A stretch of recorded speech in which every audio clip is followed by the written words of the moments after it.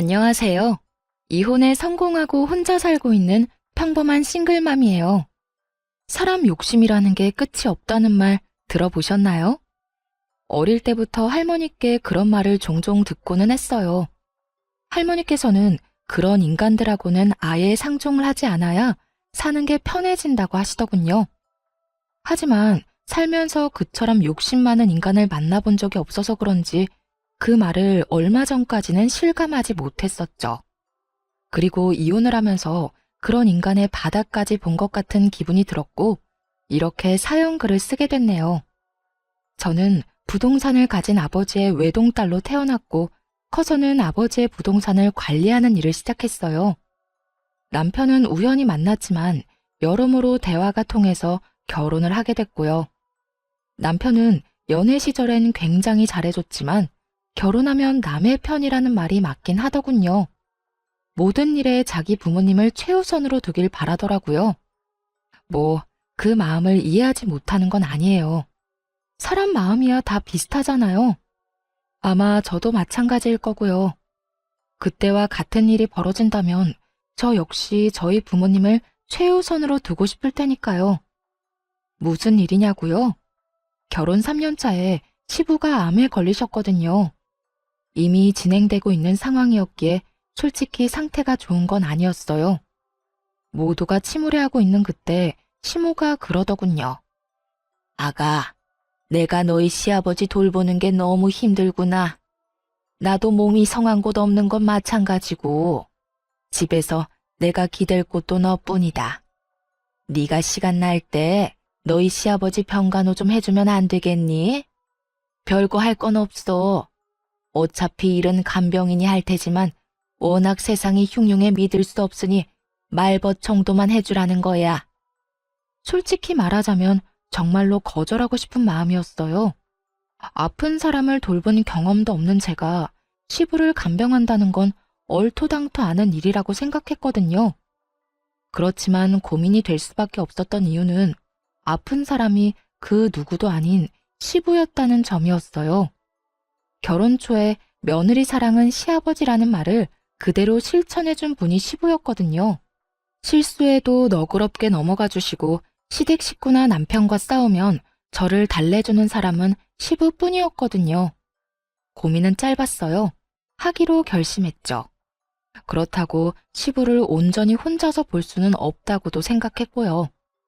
어머님, 제가 아버님 간병할게요. 그런데 저도 하나 제안할 게 있어요. 병간호를 한다고 했지만 저한테만 맡기지는 말아주세요. 아버님도 저만 보는 게 아니라 다른 가족들도 만나는 게 좋을 것이고 저도 일이 있을 때는 빠질 수 있어야 하는 일에도 지장이 없을 테니까요. 그 정도는 허락해 주실 거죠? 그렇구나. 일리 있는 말이야. 딸들이랑 아들도 돌아가며 아버지 병간호 하기로 하자. 다들 알아들었지? 시모가 그렇게 말해주었기 때문에 괜찮을 거로만 생각했어요. 그런데 아니더군요. 시누이들과 남편은 제게 일을 미루기 바빴거든요. 새언니, 오늘은 야근이 있어서 못 가요. 내일은 회식이 있고요. 저도 좀 힘들어요. 이번에 소개팅 때문에 저도 결혼은 해야 하잖아요. 어리고 철없는 신우들이야 그렇다고 쳐요. 결혼도 안 한 아직 놀기 좋아하는 아이들이었으니까 이해 못할 것도 없었죠. 그런데 문제는 남편 놈도 정말 철없이 구는 것이었어요. 당신도 잘 알잖아, 나 일 많은 거. 이번 주는 도저히 시간이 안 돼. 접대도 하러 가야 하고. 그리고 솔직히 우리 가족 중에 당신이 하는 일 제일 편하잖아. 앉아있기만 해도 돈 들어는 관리인인데 내 생각도 좀 해줘. 가뜩이나 쉬는 날도 별로 없는데 그런 날까지 아버지 수발들러 가야겠어? 이런 건 당신이 좀 해줘도 되잖아. 100번 양보해서 여기까지도 참을 수 있긴 했어요. 열은 받았지만요. 그러나 이해할 수 없는 시모의 행동은 마치 불난 집에 부채질을 하는 것 같았죠. 예, 나 오늘 모임 있다. 내 간병 차례인 거 알기는 하는데 저번부터 잡혀있던 약속이라 미룰 수가 없네. 그러니까 네가 나 대신 오늘 병간호 좀 하거라. 솔직히 별로 할 것도 없지 않니? 그리고 시아버지가 아프면 며느리가 모시는 게 어떻게 보면 당연한 도리 아니니. 그러니까 너도 며느리 도리한다고 생각하고 시아버지 잘 모셔. 너도 우리랑 가족이 되고 싶잖아. 이번이 그 기회라고 생각하면 되지. 그런 말을 하며 제가 시부를 모시는 것을 정당화하려고 하더군요. 그렇게 장장 3년을 시부를 돌봤어요. 그 정도 기간이 제 한계였네요. 아무리 시부가 잘해줬다고 하지만 이제는 항암 치료뿐 아니라 치매 증상까지 나타났거든요. 그렇게 되니 더는 감당할 수 없겠더라고요. 그래서 가족들이 있는 곳에서 말했죠. 아버님, 이제 더는 못 모시겠어요. 저도 요즘 바빠서 시간 내기 힘들어요. 그리고 다들 저한테 맡기고 자기 스케줄 보러 가잖아요. 제가 여태 모신 만큼 당분간은 다른 분들이 아버님 모셔주세요. 당신은 어떻게 그런 소리를 아무렇지도 않게 해? 갑자기 당신이 이러면 우리는... 그리고 아버지가 당신 많이 의지하잖아. 나라고 기분이 좋겠어? 하지만 당신, 아버님이 어떤 상태인지 요즘 제대로 본 건 맞아? 치매 증상까지 있으셔. 아직은 경증이라 멀쩡하신 시간이 많지만 앞으로 얼마나 더 나빠지실지 알 수 없다고. 하긴 당신은 나한테 맡겨놓고 골프 접대하러 다니느라 몰랐겠지. 뭐? 영업하면 그 정도 할 수도 있는 거지. 그걸로 이러는 거야? 당신이야말로 아버지를 위해 이 정도도 못해? 하고 싶으면 가족들이 하면 되잖아. 아버님 가족들. 그 가족들이 아버님 안 돌보고 방치한 게 자그마치 2년이 넘어. 1년은 그나마 왔다 갔다 정도는 했지. 그런데 2년 동안 다들 어땠어? 나한테 떠맡기고 다들 밖으로만 나돌았잖아. 나도 이제 더 이상은 못해. 집에서 아버님 수발 들고 싶으면 당신이랑 아가씨들 그리고 어머님이 알아서 해. 예, 나까지 싸잡아 그렇게 말하면 어쩌니? 나도 너희 외조모가 아파서 병원에 다니고 있어. 그런데 나더러 친정어머니의 남편까지 보는 건 네가 생각해도 너무하다고 생각하지 않니? 시모의 친정어머니가 편찮으시다는 건 맞는 말이었어요. 하지만 매번 가는 것도 아니었고 아마 핑계라는 표현이 더 맞을 거예요. 어떤 정신 나간 인간이 병원 수발들러 가는데 높은 구두에 치마, 향수에 화장까지 풀 세팅하고 가나요? 수발들려면 편한 옷이 최고인데. 새언니, 우리도 마찬가지예요. 저희 직장에서 일도 많고 쉬고 싶은 것도 있고 약속도 많아서 시간을 내고 싶어도 시간이 안 나는걸요? 언니가 좀만 더 아버지 돌봐주시면... 언제까지요? 대체 언제까지 저 혼자 아버님 수발 들어야 하는데요? 애초에 제가 병간호하겠다고 한 조건은 가족들 모두 함께 아버님 돌보는 거였어요. 그런데 지금 어떻죠? 저 혼자만 일주일 내내 보고 있잖아요. 아, 그래서 열받았다고? 상황이 이렇게 됐으니 당신이 어느 정도 희생은 해야 할 거 아니야. 여기 다 바쁜 사람들밖에 없는데. 희생이라고 했나요? 진짜 열받더라고요. 아니, 저는 뭐 일 안 하고 쉬는 사람인가요? 저도 건물 관리하려면 생각보다 바빴거든요. 남편은 제가 앉아서 돈이나 받으면 끝인 관리인이라고 생각한 모양인데 그거야말로 틀린 생각이죠. 언젠가는 아버지 부동산을 다 물려받을 테고 그걸 관리하는 법을 아버지에게 배우면서 일하고 있는 것과도 같았거든요. 열받아서 욕이라도 하려다가 좋은 생각이 났어요. 시부 병수발 초창기에 시부가 해준 이야기가 있었거든요. 그걸 이용하면 이 시댁이 뒤집어지는 꼴을 제대로 볼 수 있겠다 싶었죠. 그래? 알았어. 그럼 내가 계속 아버님 수발 들게. 기회를 주려고 해도 제 발로 차버리는데 어쩔 수 없는 거 아니겠어? 이렇게 이야기하니 시모가 의아한 눈으로 제게 물었어요. 기회라니, 그게 무슨 말이냐? 네, 아버님이 초반에 제가 수발드는 거 보시더니 고맙다고 사망보험은 수령인을 제 이름으로 해주고 싶다고 하셨거든요. 괜찮다고 말씀드렸더니 앞으로 당신 돌보는 사람에게 주시겠다고 하셨어요. 뭐? 그래서 너는 뭐라고 했는데? 제가 며느리이긴 하지만 피가 섞인 가족도 아니고 배우자도 아니잖아요. 그래서 부담스러워서 받지 않으려고 했는데 이러면 어쩔 수 없죠. 제가 아버님 옆에서 계속 눈도장 찍는 수밖에요. 이 말을 듣더니 시모와 신우들의 눈이 휘둥그레지더군요. 그러고는 순식간에 몸을 숙이며 말하더라고요. 예, 그런 일이 있었으면 미리 말했어야지. 앞으로는 네가 아버지 찾아오지 않아도 된다. 우리가 알아서 할게. 그래, 요즘 우리가 좀 무심하긴 했어. 앞으로는 예미가 아버지 옆에 꼭 붙어 있으마. 시모가 그렇게 말하자 신우들이 옆에서 아우성쳤어요. 엄마, 새치기 하는 게 어딨어. 우리도 아버지 볼 거야. 날짜 정해서 똑같은 시간만큼 보도록 해. 그거 아니면 절대 안 된다고. 일단 주말은 다 빼서 나 줘요. 나는 일하느라 바쁘잖아. 어머니랑 동생들은 일도 안 하는데 주말까지 붙어 있을 이유가 어딨어? 그러니까 무조건 주말은 빼줘야 해요. 네 동생들도 평일에는 일하지 않니? 그러니까 주말을 너희 셋이서 나누고 평일에는 내가 너희 아버지한테 가 있으마. 와이프가 있어야 마음이 안정되지.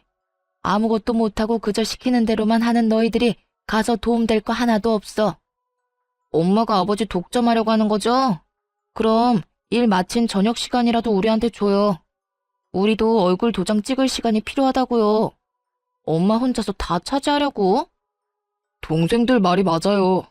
어머니 혼자 다 차지할 생각이시면 잘 생각하셔야 할 거예요. 저희는 그렇게 못 놔둬요. 저희도 아버지 볼 권리가 있다고요.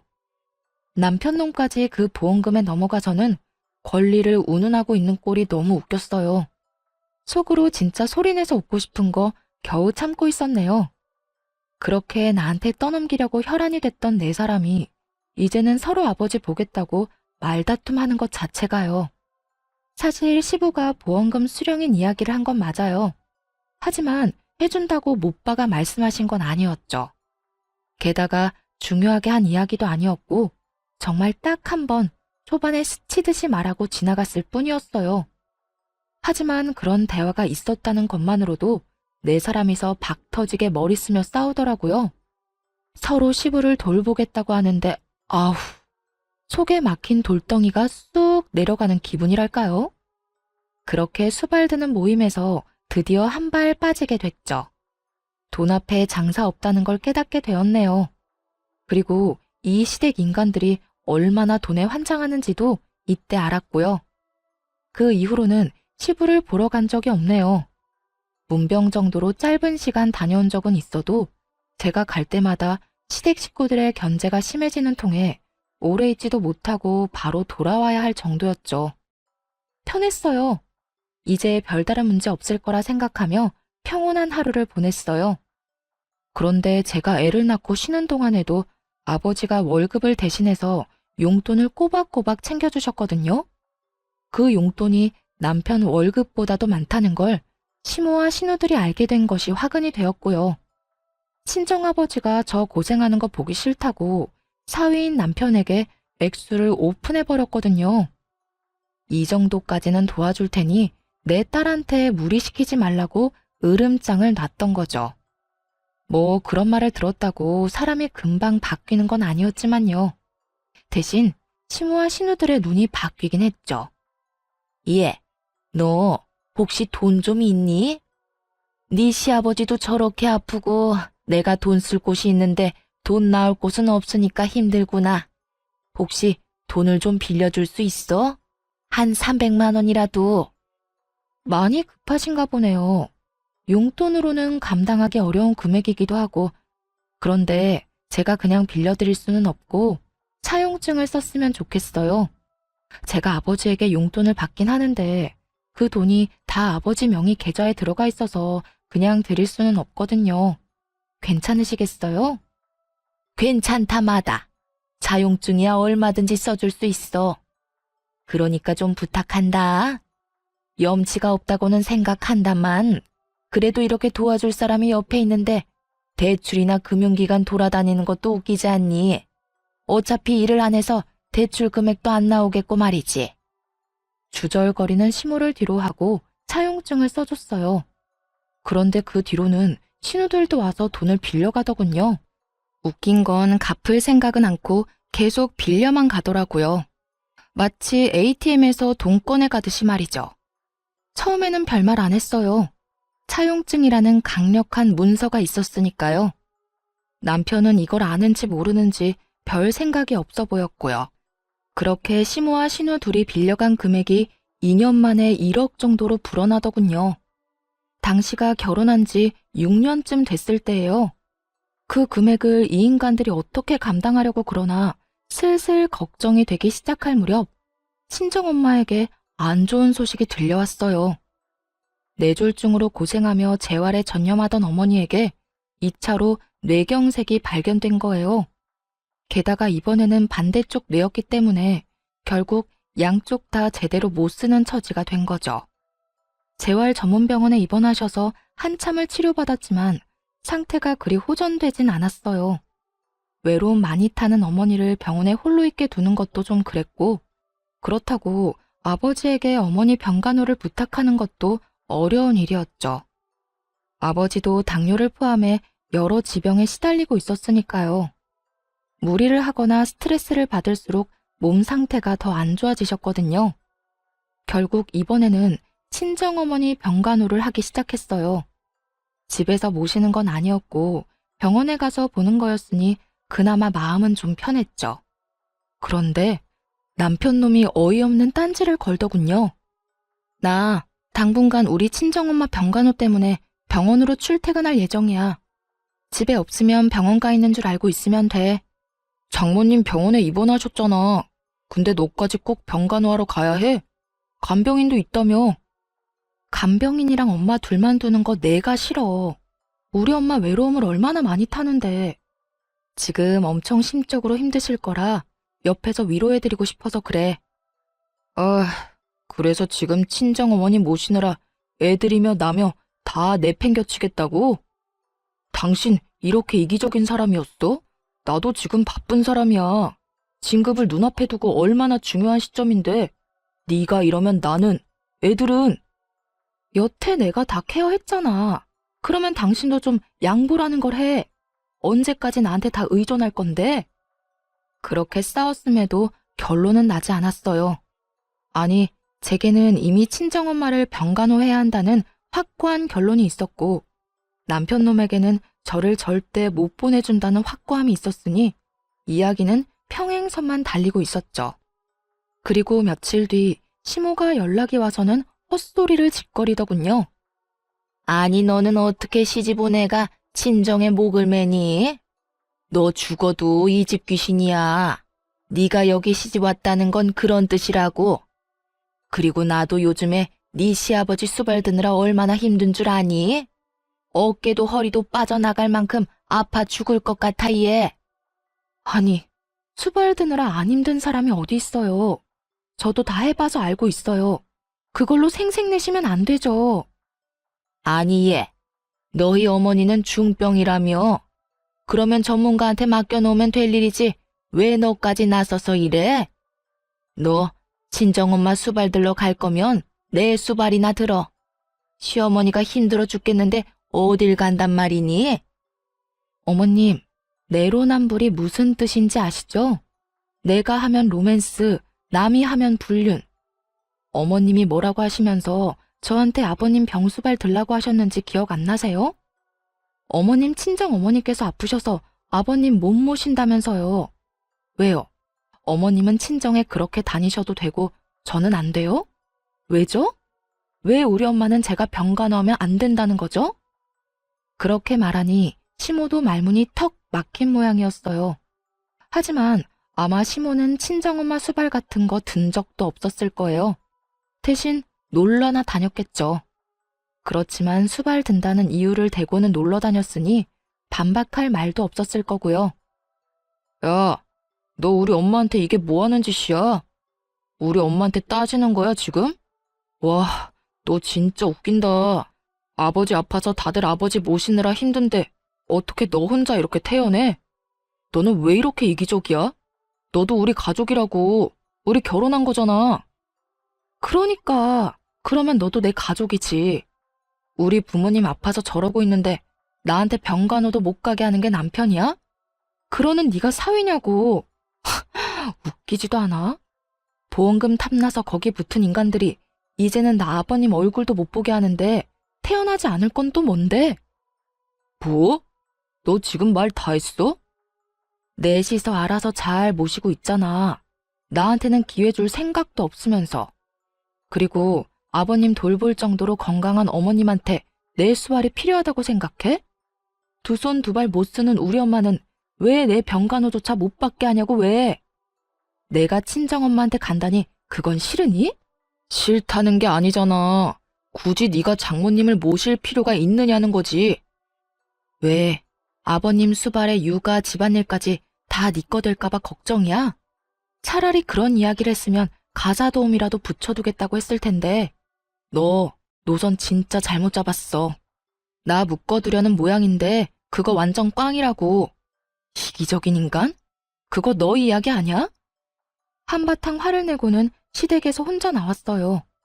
있어봐야 좋은 소리 들을 것도 없고 열만 받았을 테죠. 그리고 저 인간들은 지금 자기들이 뭘 잘못하고 있는지도 몰랐어요. 제가 성격도 모르고 있었고요. 저는요, 한 번 아니다 싶으면 영원히 아닌 사람이거든요. 인내심이 많은 것은 착해서가 아니라 한 번 결정하면 인연을 확 끝내버리기 때문에 기회를 여러 번 주는 것이라는 걸 저것들이 모르고 있었다는 거죠. 그래서 이참에 끝을 내주기로 했어요. 그 길로 친정엄마가 입원한 병원으로 갔고 외박계를 신청했죠. 이미 급성기는 지나셔서 외출 정도는 가능한 상태였지만 혹시나 모르니 능력 있는 간병인까지 한 명 고용해서 집으로 모셨어요. 그리고 안방에 친정엄마를 모시고 방에 있던 남편 물건은 모조리 작은 방으로 다 던져버렸네요. 저녁에 남편이 집에 오더니 그 상황을 보고 경악을 금치 못하더군요. 그러면서 저를 작은 방으로 끌고 오더니 문을 닫고 한바탕 소리를 질러댔어요. 당신 설마 장모님 여기까지 모셔온 거야? 도대체 무슨 생각인데 왜 이렇게까지 해? 병원 가지 말라고 한 게 그렇게 화날 일이었어? 그래서 나 보란 듯이 이런 짓 한 거야? 내 집에 내 어머니 모시는데 당신이 왜 난리야? 그리고 우리 엄마면 네 엄마도 되는 거 아니야? 언제는 가족이 되는 게 그런 거라며.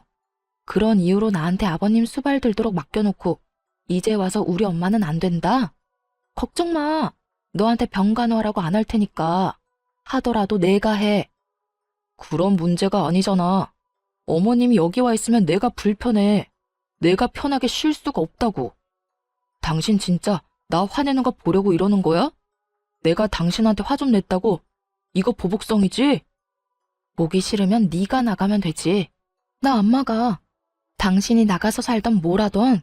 그러니까 나는 내 할 일하고 당신은 당신 할 일 하면 되는 간단한 상황이라는 거지. 와, 내가 이 집 주인인데 왜 내가 나가는 건데? 나는 못 나가. 만약 나 쫓아내면 우리 이혼하는 거야. 나 이런 식으로는 못 산다고. 당신 돈 많다고 눈에 뵈는 게 없나 본데 이건 분명히 당신한테 유책 사유가 있는 거거든? 유책 사유? 웃기고 있네. 야, 네가 한 짓을 생각해봐. 네가 한 짓이 내가 한 짓보다 더하면 더했지 덜하진 않을걸? 그래, 너 맘대로 해. 이혼을 하자면 하고.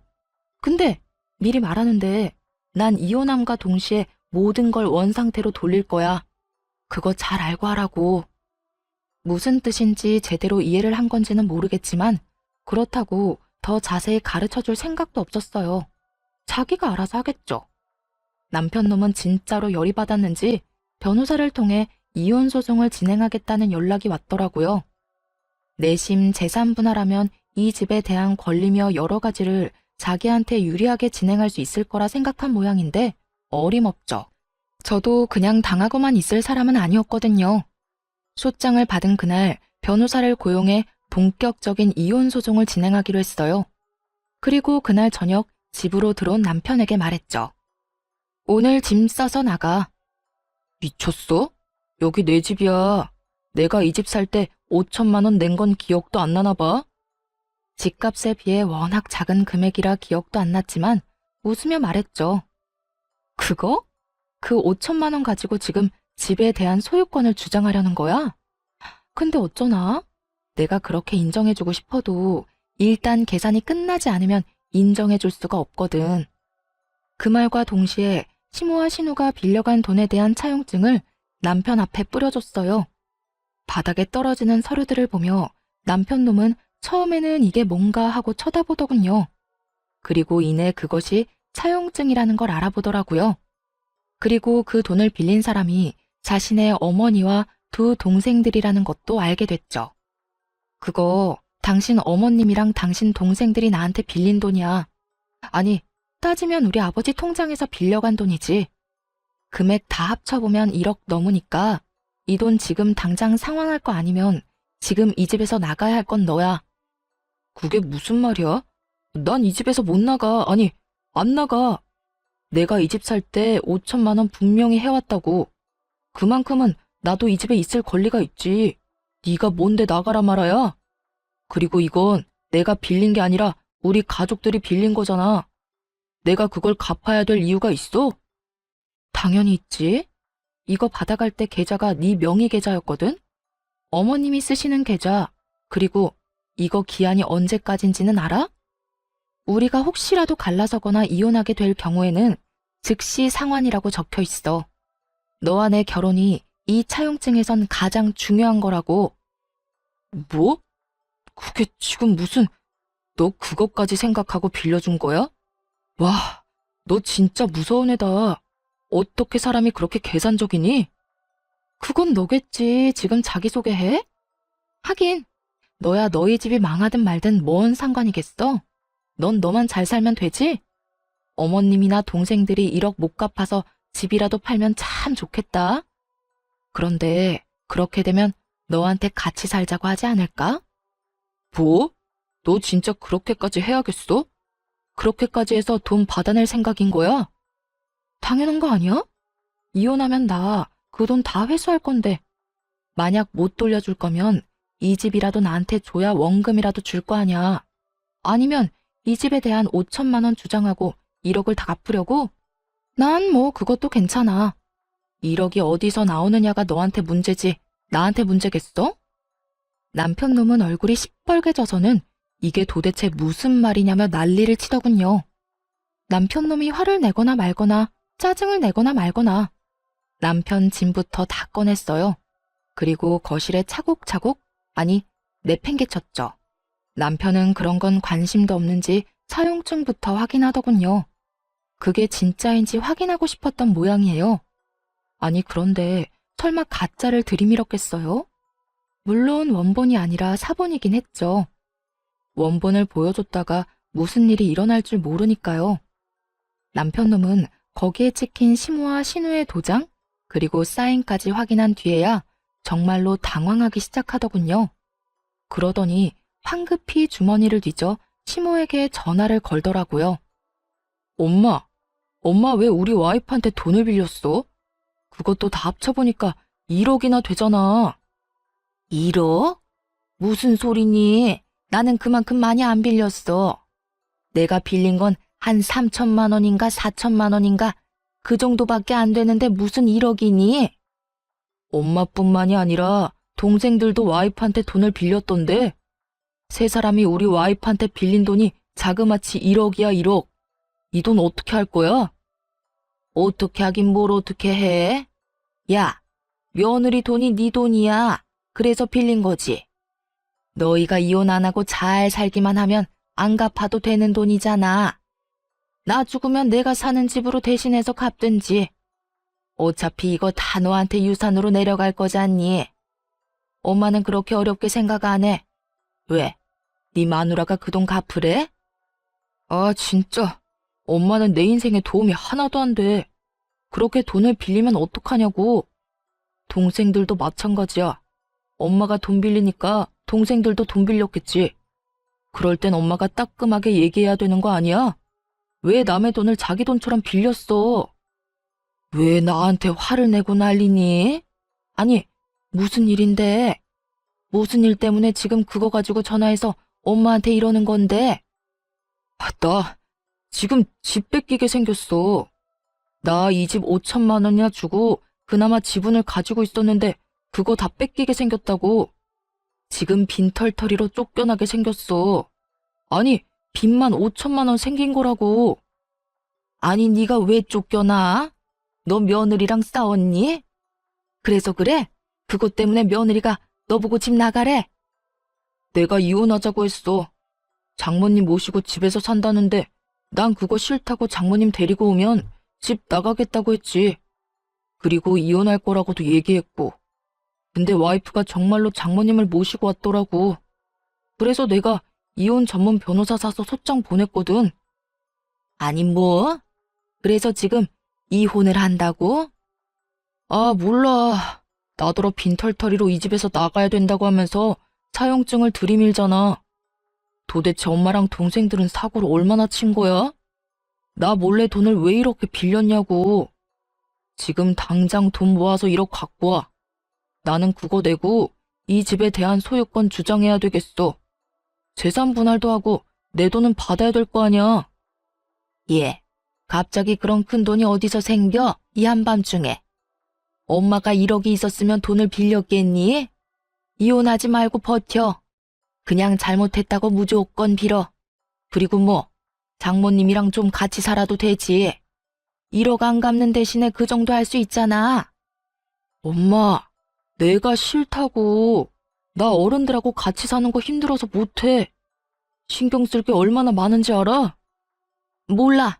난 모르겠으니까 엄마한테 이야기하지 마. 네 동생들한테 얘기해서 5천만 원이라도 빌릴 수 있는지 알아보든지. 엄마는 돈 나올 구석이 없어서 네 와이프한테 돈 빌린 거야. 그러니까 나한테 이런 식으로 다그치지 마. 네가 능력이 있었으면 엄마가 네 와이프한테 그랬겠니? 따지고 보면 다 네 탓이지. 어쨌든 엄마한테는 돈 달라고 얘기하지 마. 알았어? 그렇게 시모는 차갑게 전화를 끊어버리더라고요. 남편이 두 여동생에게 전화를 했는데 그 전화들도 남편에겐 그리 좋은 소식이 아니었죠. 오빠는 도대체 무슨 일을 그런 식으로 해? 세연이한테 무조건 잘못했다고 빌어. 알았어? 나 그 돈 솔직히 말해서 갚을 생각 없이 빌린 거란 말이야. 세연이가 워낙 돈이 많잖아. 그래서 빌린 건데 오빠야말로 이렇게 사고를 치면 어떡해? 야, 넌 나한테 할 말이 그거밖에 없어? 넌 뭔데 내 와이프한테 돈을 왜 빌린 건데? 당장 돈 다 갖고 와. 너 가지고 있는 거 다 팔아서라도 가지고 오라고. 네가 가지고 있는 명품들. 미쳤어? 그건 내 목숨이나 똑같아. 무조건 세연이한테 빌기나 해. 빈털터리로 이혼당하지 말고. 그리고 오빠 이혼해도 나 그 돈 못 줘. 오빠가 다 갚아야 한다고. 너 미쳤구나. 네가 빌린 돈을 내가 왜 갚아? 네가 갚아야지. 거기에 다 적혀 있어. 내가 못 갚으면 오빠가 갚아줄 거라고. 그건 무효야. 내가 차용증 쓰는 자리에도 없었는데 왜 내 이름을 팔아? 몰라. 법적인 건 모르겠고 그렇게 됐으니까 오빠가 알아서 하라고. 그렇게 전화를 끊고서야 남편 놈은 약간 제정신이 돌아왔나 보더라고요. 화가 나서 이혼 소장을 보낼 때랑은 깜판인 얼굴로 그러더군요. 여보, 미안해. 내가 말이 좀 심했던 것 같아. 사실 그렇지. 우리 아버지도 모시라고 했는데 당신 어머니 못 모시게 하는 것도 말 안 되는 일이긴 하지. 내가 요새 너무 스트레스 많이 받아서 잠깐 돌았었나 봐. 내가 왜 그런 짓을 했는지 모르겠네. 변호사한테 얘기해서 소송 진행하는 거 없던 일로 할 테니까 당신도 이 정도쯤에서 나 용서해주고. 나는 용서할 생각 없으니까 당장 짐 싸서 나가. 우리 엄마 모셔야 되니까 나가라고. 나랑 우리 엄마 정신 사납게 해놓고 그냥 넘어갈 생각은 아니지? 나는 한번 피를 보면 끝장을 보는 사람이야. 네가 먼저 시작한 거고 난 끝장을 봐야겠어. 걱정하지 말고 나가. 돈은 내가 어떻게든 다 받아낼 테니까. 여보, 제발 부탁이야. 나 이렇게 나가면 갈 곳도 없어. 그리고 갚을 돈도 없다고. 1억을 도대체 무슨 수로 갚아? 그건 나한테 할 말이 아니지. 당신 어머니랑 당신 동생하고 상의해야 되는 일 아니야? 아니면 내가 5천 떼줄까? 대신 이 집에 대한 건 미련 버리고 깔끔하게 1억 갚으면 되지. 의미가 없잖아. 그냥 용서해주면 안 돼? 내가 그냥 잠깐 정신 나갔다고 생각하고 앞으로 당신한테 바짝 엎드려서 살게. 이렇게 빌게, 제발. 빌 거 없고 그냥 나가기만 하면 돼. 이혼 서류 다시 보냈을 때 확인했고, 우리도 차용증 관련해서는 증거자료 소명할 테니까 그렇게 알아. 그리고 네가 왜 갈 데가 없어? 너 시댁 가면 되잖아. 어머님이랑 아버님이랑 두 동생들 있는 시댁 가서 잘 살면 되지. 아니면 그 집 담보로 대출이라도 당기면 되겠네. 그걸로 1억 갚고 나면 너도 이 집 소유에 대해서 주장할 수 있지 않겠어? 그렇게 말은 했지만 솔직히 그대로 될 거라는 생각은 안 했어요. 시모가 돈이 없다고 절 찾아왔을 때 다른 곳에 연락을 안 해보고 왔을 리가 없잖아요. 분명히 은행이며 대출이며 다 알아보고 왔을 거예요. 시부가 지금 병상에 있으니 시가에 대한 권한을 가지고 있는 건 와이프인 시모였죠. 시부가 참 마음이 착한 사람이거든요. 말년에 그 집에 시모 이름을 넣어 공동 명의로 해줬다고 하더라고요. 그랬으니 분명 자기 지분에 대한 담보대출에 대해서 최소한 물어는 봤을 가능성이 컸죠. 여보, 진짜 이럴 거야? 우리 같이 산 세월이 있는데 한 번 실수한 거 가지고 이러는 건 아니잖아. 한 번 실수? 너 한 번만 실수한 거 아니거든? 나한테 여러 번 실수했어. 그간 내가 참아준 거고. 내가 왜 참아줬는 줄 알아? 난 한 번 아니라고 생각하는 건 끝장을 봐야 속이 시원한 사람이거든. 그래서 끝까지 참아준 거야. 아니 여보, 내가 정말 미안하다니까. 시끄럽고, 너랑 나는 여기까지가 끝인 거야. 당장 시댁으로 돌아가. 짐은 내가 알아서 다 챙겨줄게. 그러니까 걱정 말고 나가. 결국 남편 놈은 어깨를 축 늘어뜨리고 시댁으로 돌아갔죠. 돌아가는 내내 아마 자기 머리 쥐어 뜯었을 거예요. 섣부르게 이혼소장 날린 거 후회하면서. 하지만 뭐가 달라지겠어요?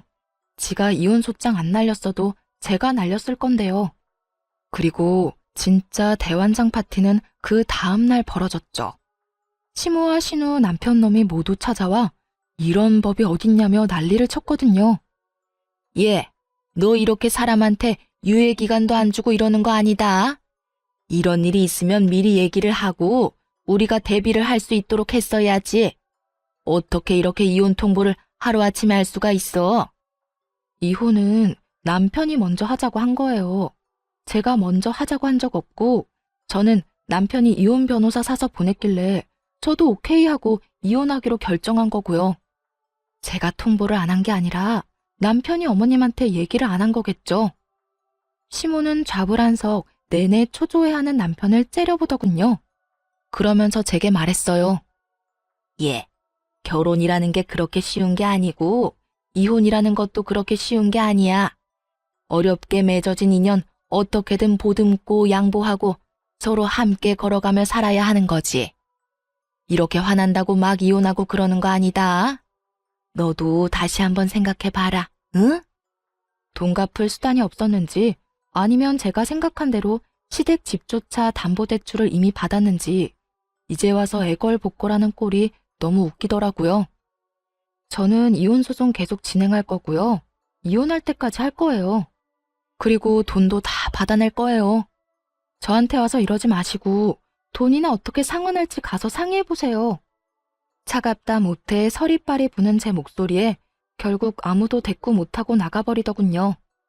제가 며느리로서 가족이 되려고 노력했을 때는 자기들이 떵떵거리며 저한테 큰 소리 칠 수 있었겠지만 이제 이혼을 눈앞에 두고 있으니 저한테 그 사람들은 그냥 돈 빌려간 사람일 뿐이잖아요. 그 사람들한테는 내가 돈을 빌려준 사람이고요. 그러니 이렇게 저자세로 나오는 것도 당연한 일이었죠. 그런데 이렇게 정신없는 와중에 시댁에는 또 사건이 터졌더라고요. 시부가 결국 흡인성 폐렴으로 앓다가 돌아가시게 된 거였어요. 그간 치매까지 중증으로 진행돼서 굉장히 힘든 상황이었는데 시부가 돌아가셨다니 슬프긴 하더라고요. 게다가 시부는 돌아가실 때까지 워낙 아프셔서 평생 모으신 돈을 치료비로 끌어다 쓰신 걸로 알아요. 그래서 이렇다 할 재산도 없고 시모가 살고 있는 집이 전부라고 알고 있었거든요. 그런데 그 와중에 시모와 신우들은 시부의 사망보험금에만 다들 정신이 팔려 있더군요. 하긴 그게 나오면 저한테 1억 갚고 집에 관해서도 주장할 수 있으니까요. 뭐 그렇다 하더라도 저야 위자료를 청구하면 되기에 별로 큰 문제는 되지 않았지만요. 그런데 정말 그들에게 경악스러울 법한 상황이 발생했어요. 저도 이런 상황이 생길 거라고는 꿈에도 상상조차 못했네요. 야, 너 이게 어떻게 된 일이니? 왜 우리 남편 사망보험금 수령인이 너 이름으로 돼 있는 거야? 그 이야기를 듣는데 깜짝 놀랐어요. 시부가 지나가듯 했던 한마디, 그것도 해줄까 싶다라고 지나가는 말로만 들었을 뿐이었거든요. 그런데 정말로 제 이름으로 되어 있었다니. 저도 모르죠. 보험회사에 연락해 보셨어요? 보험사를 이야기하자 시모의 눈에 띄게 당당하던 기색이 줄어들더군요. 뭔가 있다 싶었어요. 설마 시모가 그런 조사도 안 해보고 이렇게 따질 사람은 아니라고 생각했지만 도대체 어떤 상황이길래 갑자기 저러는지 알 수가 없었죠. 말해보세요. 보험회사에서는 뭐라고 하는데요?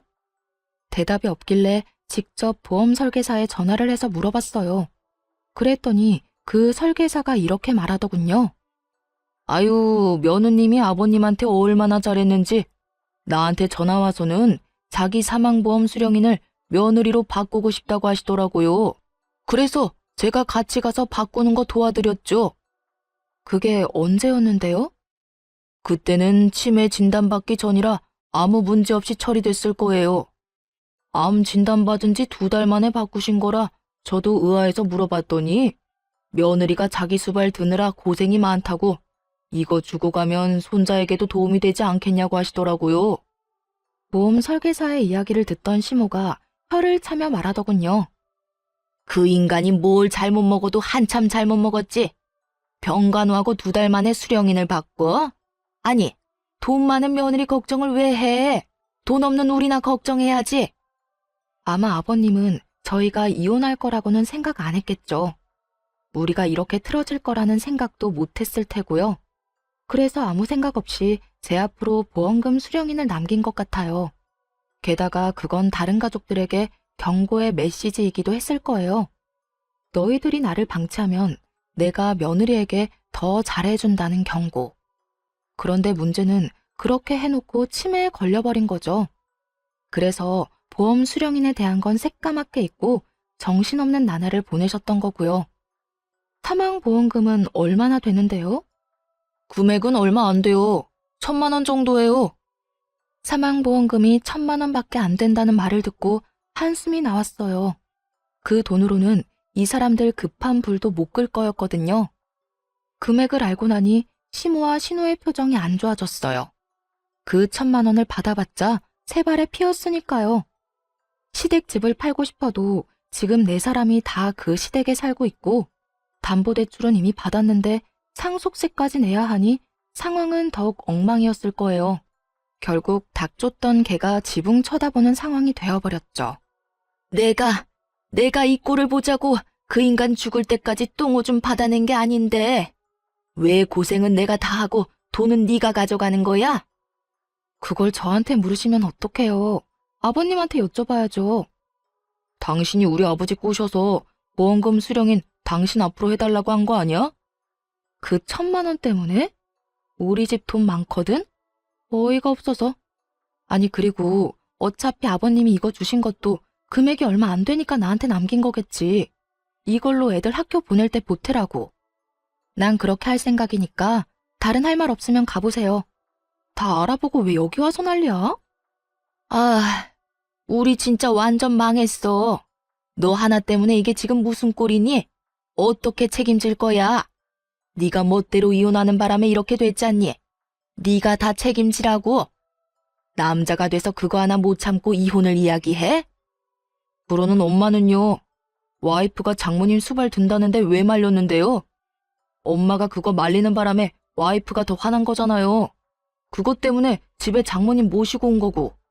거기서 왜 그딴 소리를 했는데요? 세 사람이 악에 받쳐 자기들끼리 치고받고 아주 난리가 났더군요. 결국 아무것도 얻지 못하고 떠나는 그들을 보며 그들이 떠난 후 진짜 박장대소했네요. 와, 진짜 아버님께 감사하더라고요. 그 돈은 아버님 손주에게 그대로 물려주려고 생각했죠. 그렇게 이혼까지 판결이 다 나고 완전히 이혼하게 됐어요. 그 뒤에 들린 소문은 뻔하다면 뻔했죠. 전 남편이 돈을 갚긴 했어요. 집에 보탰던 5천만 원으로 1억의 빚을 5천으로 탕감한 뒤 나머지 5천을 여기저기서 겨우 돈 빌려서 갚더라고요. 그런데 빚내서 그렇게 갚은 뒤로는 등골이 빠졌다고 하더라고요. 5천만 원, 어떻게 보면 큰 돈은 아닌데 시모가 빌린 대출도 있잖아요. 그것도 갚아야 되는 거예요. 결국 대출 2개를 엎게 된 전 남편 놈은 이 시댁에서 돈을 버는 유일한 일개미였죠. 그런 전 남편 놈에게 시모와 신우는 일도 안 하면서 돈이나 달라고 짹짹대는 바람에 결국 전 남편 놈은 집에서 나가 자취를 하고 있다고 해요. 욕심. 그 끝없는 욕심 때문에 전 남편 놈은 망했고 지금도 영원히 고통받고 있는 중이었죠. 시모와 신우들도 그 죗값을 치르고 있고요. 예전만큼 풍족하게 살고 있지 못하니까요. 저는요, 가끔 우울한 생각이 들거나 기분이 안 좋을 때는 이때 일들을 떠올리면서 기분 전환을 하곤 해요. 정말 뒤통수를 제대로 친 기분이라 속이 시원했으니까요. 게다가 재미도 있었고요. 어떠셨나요? 여러분에게도 재미있는 이야기가 됐으면 좋겠네요. 모두들 행복한 시간 보내세요.